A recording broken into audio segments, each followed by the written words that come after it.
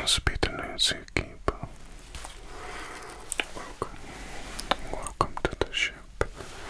It's nice to have you aboard. Let me just check some details.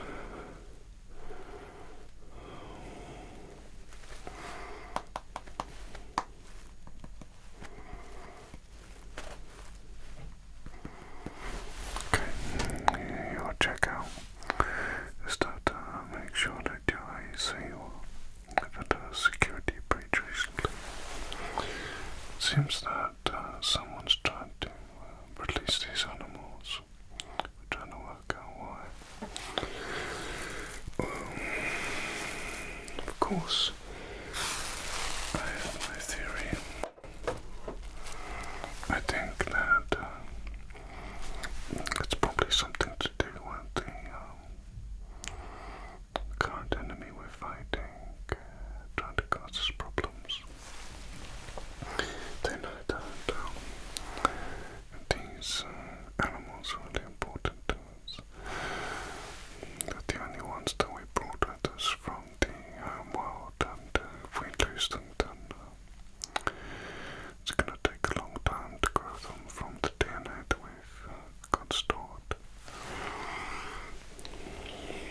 That's why we need you to make sure you look after the animals. I understand that you're the best in the industry, is that right?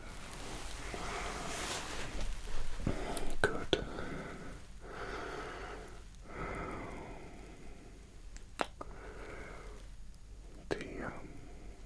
The effects of space on living creatures is catastrophic. We are hoping to change that.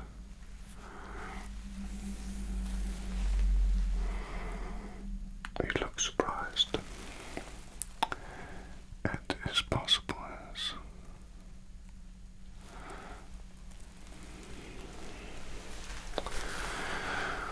Radiation breaks down the DNA of a living organism, and the radiation in space is incredibly destructive in this way.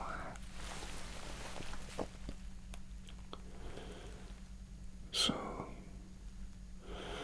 we need to figure out how to make DNA stronger.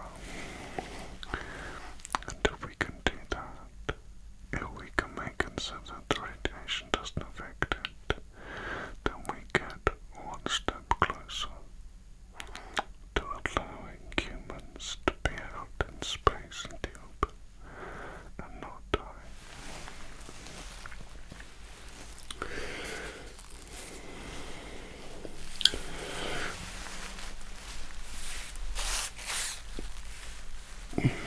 Sorry, I was doing a flight simulator earlier on, and that thing really throws you around. It's like it chucks you all over the place.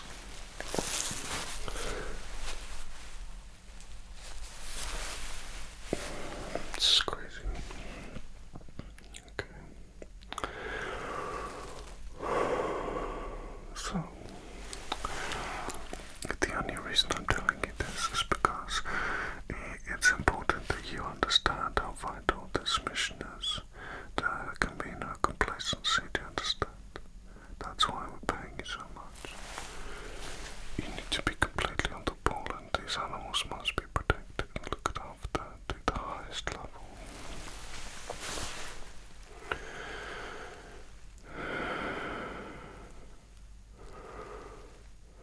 So, listen.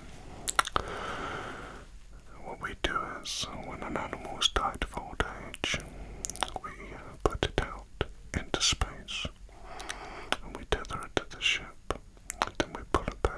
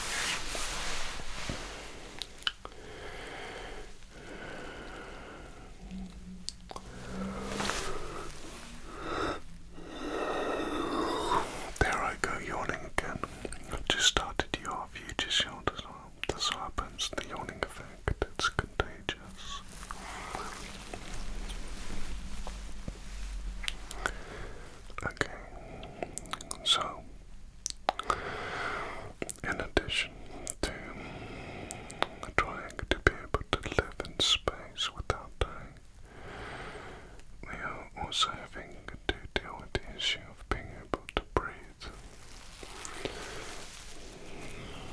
There's no oxygen in space. As you know, it's a complete vacuum.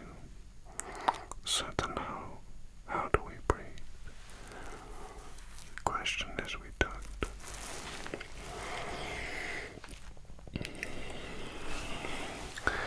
Working on genetic modifications that essentially allow the absorption of sunlight or starlight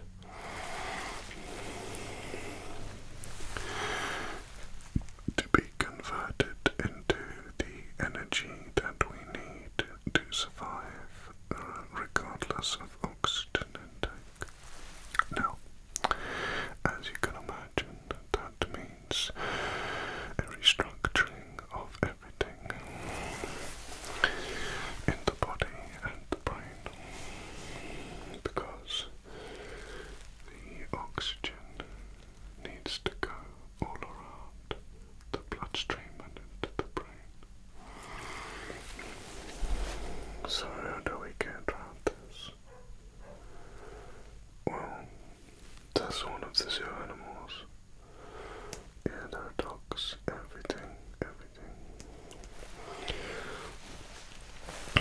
It's a really big zoo and the animals have plenty of space to move around. Honestly, the zoo ship which is connected to the ship is literally like 2 square miles. It's huge. Yeah, you need like a little buggy to drive around.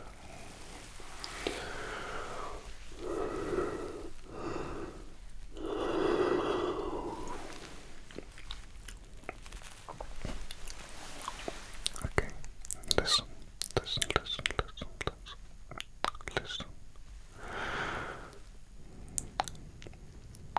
We basically have to completely restructure the mechanisms within the human body and brain, meaning that everything becomes responsive in regards to energy consumption for repairing cells, etc. Everything is related to starlight, with the exception of needing water from time to time.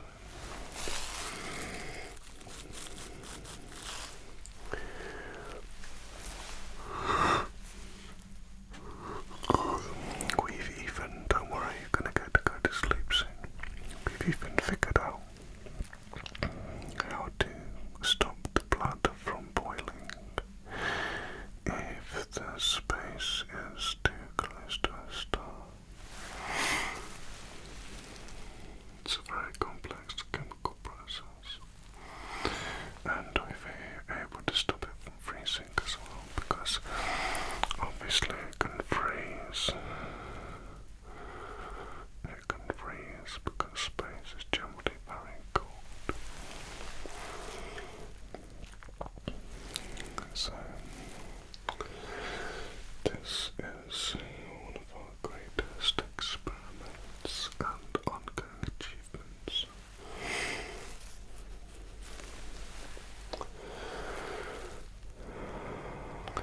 Okay, now the other thing that we're looking to do is we're looking to take attributes from these animals and apply them to humans for when they're on different planets. And we can switch different attributes on and off using just the power of thought. Yeah, I know, it's incredible. For example, sharks. Yes, there are sharks aboard. They have electrodes on the skin to detect movement. We're working out how to do this to humans, so that when we are in intense foggy environments on alien planets,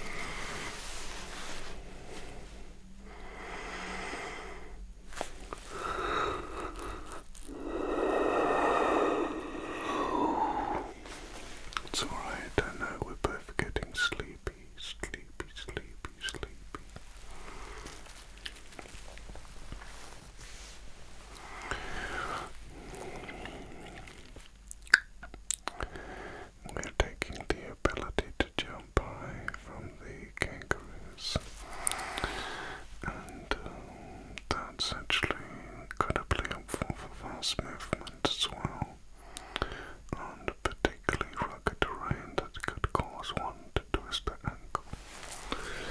If you can just hold most of it, that's really helpful.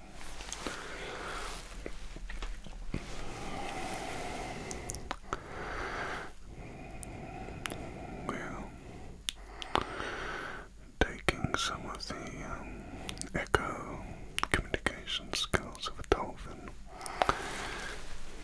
and utilizing these for underwater communication and dense atmosphere communication, bouncing echoes at a long distance to better communicate. We are also utilizing the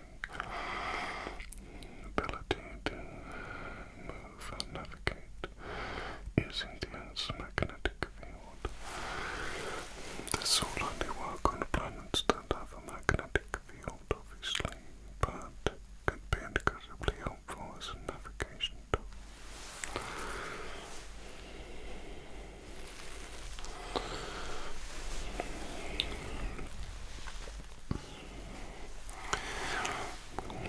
For areas of land that are able to be run across safely without the risk of injury, like twisting your ankle, we are going to be utilizing the cheetah's running speed, the incredible speed of the cheetah.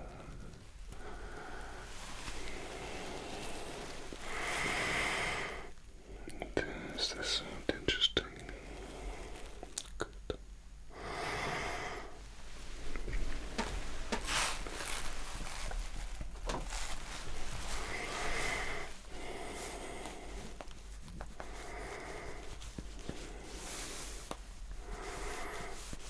Tell me, would you be interested in being a volunteer to experience and have this as savior? You would. Are you afraid of heights? You're not. Good.